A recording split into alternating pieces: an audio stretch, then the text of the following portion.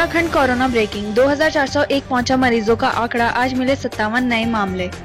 Corona मरीजों की संख्या लगातार बढ़ती जा रही है। राज्य में कोरोना मरीजों की संख्या 2401 पहुंच गई है।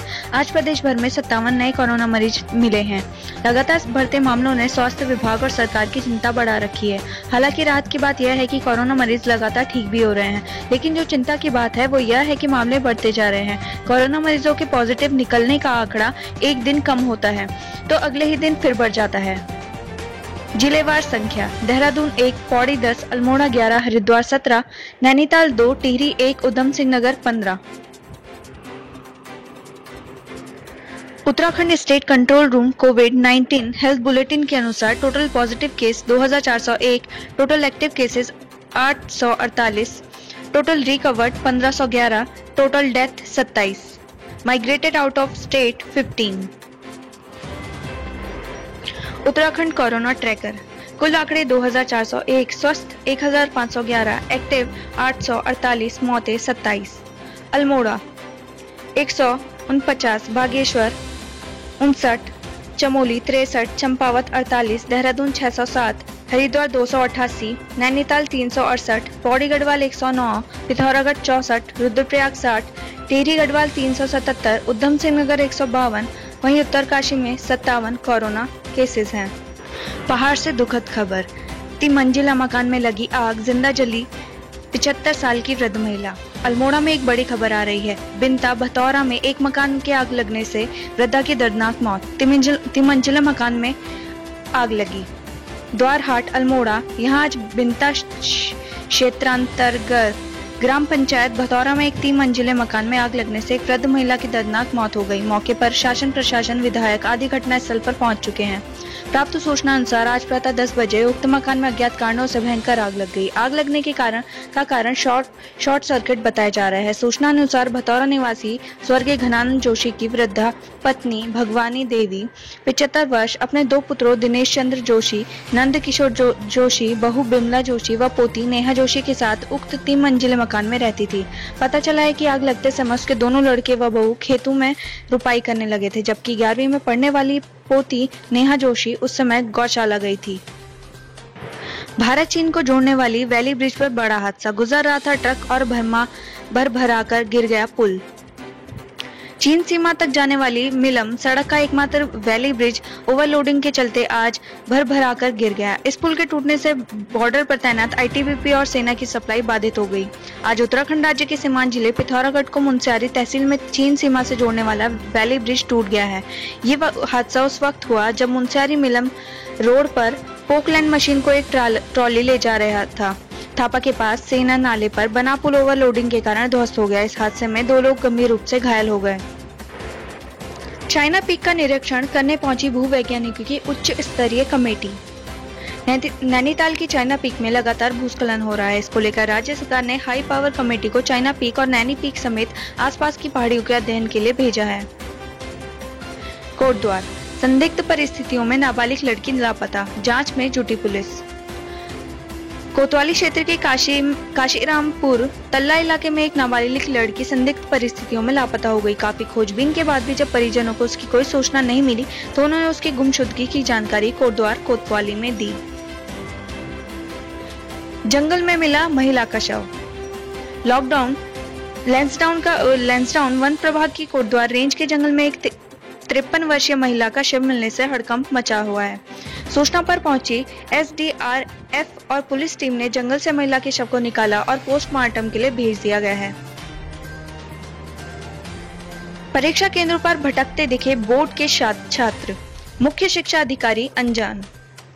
उत्तराखंड शिक्षा विभाग कोरोना संक्रमण के बीच बोर्ड की बची हुई परीक्षाओं को संपन्न करवा रहा है, लेकिन बोर्ड की पहली परीक्षा के दौरान ही शिक्षा विभाग की तैयारियों में कमी दिखाई दी।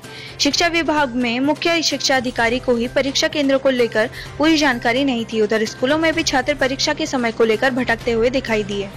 उत्तराखंड शिक्षा विभाग कोरोना संक्रमण के बीच बोर्ड की बची हुई परीक्षाओं को संपन्न करवा रहा है, लेकिन बोर्ड की पहली परीक्षा के दौरान ही शिक्षा विभाग की तैयारियों में कमी दिखाई दी। शिक्षा विभाग में मुख्य शिक्षा अधिकारी को ही परीक्षा केंद्रों को लेकर पूरी जानकारी नहीं थी। उधर स्कूलों में भी छात्र परीक्षा के समय को लेकर भटकते हुए दिखाई दिए। छात्रों और अभिभावकों का आरोप है कि लॉकडाउन की पाबंदियों के बीच स्कूल की तरफ से पूरी जानकारी नहीं दी गई है। वहीं कोरोना लॉकडाउन में उनके घर से बाहर न निकल पाने के कारण भी बच्चों को तारीख और सब्जेक्ट को लेकर पूरी जानकारी नहीं मिल पाई। उत्तराखंड बॉर्डर पार रेडियो पर बज रहे भारत विरोधी गीत, सीमांत गांवों के लोगों में गुस्सा। नेपाल सीमा विवाद के बीच नेपाल में एफएम रेडियो पर भारत विरोधी गाने बज रहे हैं। इन गानों में भारत की काला पानी, लिपू लेक और लिम्पियाधुरा को नेपाल की भूमि बताया जा रहा है। हरिद्वार गंगा स्नान के लिए हरियाणा से पहुंचे 2 यात्री, पीने लगे शराब तो बरपा हंगामा। हरियाणा के 2 यात्री गंगा किनारे स्नान करने पहुंचे और सरेआम शराब पीने लगे। वहीं पास से गुजर रहे मंडी समिति के पूर्व चेयरमैन संजय चोपड़ा ने इन्हें लताड़ा और मौके से चलता किया। आदेश नहीं मिलने के चलते रोडवेज के पहिए ठप, यात्रियों को लेना पड़ रहा है टैक्सियों का सहारा। उत्तराखंड सरकार ने रोडवेज की बसों को चलाने के निर्देश तो दे दिए हैं, लेकिन आदेश के कई दिन बाद भी रोडवेज बसें अपने स्टॉप पर खड़ी हैं। ऐसे में आम लोगों की परेशानियां कम होने का नाम नहीं ले रही हैं। उत्तराखंड में सफर करना होगा आसान, रोडवेज बसों का संचालन होगा शुरू। कोरोना संकट के बीच जारी अनलॉक 1 के पहले चरण में अब उत्तराखंड परिवहन निगम भी बसों का संचालन दोबारा शुरू करने जा रहा है। इसके लिए परिवहन निगम की ओर से रूट प्लान तैयार कर लिया गया है। इस बारे में ज्यादा जानकारी देते हुए उत्तराखंड परिवहन निगम के महाप्रबंधक दीपक जैन ने कहा है कि निगम की ओर से रूट प्लान तैयार कर लिया गया है। शुरुआती दौर में सिर्फ कुछ लोकल रूटों पर ही बसों का संचालन शुरू किया जाएगा, जिसमें देहरादून से ऋषिकेश, मसूरी और हल्द्वानी से नैनीताल का रूट शामिल है। वहीं आने वाले समय में यात्रियों की संख्या को देखते हुए बसों के संचालन को अन्य रूटों पर भी शुरू किया जाएगा। निगम के महाप्रबंधक दीपक जैन के मुताबिक फिलहाल बसों में क्षमता के तहत महज 50% यात्री बसों में यात्रा कर पाएंगे। सभी यात्रियों के लिए मास्क पहनना अनिवार्य होगा। इसके साथ ही बस ड्राइवर के साथ ही बस कंडक्टर के लिए फेस मास्क और फेस शील्ड भी अनिवार्य रहेगा। समय समय पर बसों को पूरी तरह सैनिटाइज किया जाएगा। 23 जून को उत्तराखंड परिवहन निगम की बोर्ड बैठक होगी, जिसमें इस रूट प्लान पर चर्चा की जाएगी। बोर्ड की मंजूरी मिलने के बाद ही नए रूटों पर बसों का संचालन होगा। बता दें कि लॉकडाउन लगने के बाद 23 मार्च से उत्तराखंड परिवहन निगम की बसों का संचालन बंद रखा है। इस वजह से निगम का प्रतिमाह 25 करोड़ का नुकसान हुआ है। निगम के सामने अपने कर्मचारियों को वेतन देना भी एक बड़ी चुनौती बन चुका है। उत्तराखंड पूरा परिवार निकला कोरोना पॉजिटिव, इलाके में मचा हड़कंप। एम्स हॉस्पिटल में लैब अटेंडेंट के तौर पर कार्यरत व्यक्ति समेत परिवार के सभी 4 सदस्य कोरोना पॉजिटिव पाए गए। ये परिवार कुछ दिन पहले दिल्ली से वापस लौटा था। उत्तराखंड में कोरोना वायरस संक्रमण के तेजी से बढ़ रहे मामले चिंता का विषय हैं। अब संक्रमण एक के बाद एक पूरे परिवार को चपेट में ले रहा है। एक न्यूज रिपोर्ट के मुताबिक ऋषिकेश में एक परिवार के 4 लोग में कोरोना संक्रमण की पुष्टि हुई है।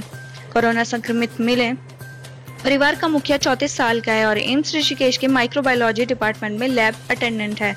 ये परिवार टिहरी विस्थापित क्षेत्र पशुलोक में रहता है। बीती 18 जून को परिवार दिल्ली से ऋषिकेश लौटा था, जिसके बाद ये सभी लोग घर में क्वारंटीन थे। इसी बीच लैब अटेंडेंट को बुखार की शिकायत हुई। 20 जून को वो एम्स की ओपीडी पहुंचा। कोरोना के लक्षण दिखने पर उसका सैंपल जांच के लिए भेजा गया। साथ ही परिवार के सभी सदस्यों के सैंपल भी लिए गए थे। चीन सीमा पर पहुंचे सेना के शीर्ष अधिकारी, अग्रिम चौकियों के निरीक्षण के लिए भरी उड़ान। उत्तराखंड के चमोली जिले से लगी चीन सीमा का जायजा लेने के लिए जोशीमठ में सेना के एक उच्च अधिकारी पहुंचे हुए हैं। यहां पहुंचे अधिकारियों ने आज सुबह भारत चीन सीमा की अग्रिम चौकियों का निरीक्षण करने के लिए उड़ान भरी। सेना के अधिकारी 2 हेलीकॉप्टर में नीति घाटी और एक हेलीकॉप्टर माणा की ओर निकले। बताया जा रहा है कि बरेली से लेफ्टिनेंट जनरल यहां की स्थिति का जायजा लेने पहुंचे। डीडीहाट पिथौरागढ़ सीमा पर चीन और नेपाल की गतिविधियों को देखते हुए भारतीय सुरक्षा एजेंसियां अतिरिक्त सतर्कता बरत रही हैं। सीमाओं पर तैनात अर्धसैनिक बलों के शीर्ष अधिकारियों ने भी सुरक्षा व्यवस्था का जायजा लिया। नेपाल सरकार के भारतीय क्षेत्र काला पानी लिपू पास लिम्पियाधुरा को अपने नक्शे में दिखाने और चीनी सैनिकों के लिपू पास में बैनर लहराकर टिन शेड हटाने की चेतावनी देने के बाद भारत, नेपाल और चीन सीमा को हाई अलर्ट पर रखा गया है। वेदर अलर्ट, देहरादून सहित 7 जिलों में भारी बारिश की चेतावनी। प्रदेश में अगले 4-5 दिन तेज बारिश की संभावना है। देहरादून, नैनीताल सहित 6-7 जिलों में तेज बौछारों के साथ भारी बारिश हो सकती है। वहीं कुछ जिलों में भारी से बहुत भारी बारिश होने की संभावनाएं हैं। मौसम विभाग के अनुसार 22 जून को प्रदेश में मानसून कुछ जगह सक्रिय होगा और 23 जून से पूरे प्रदेश में मानसून आ जाएगा। इसके साथ ही प्रदेश में बारिश में भी तेजी से आने की संभावनाएं हैं।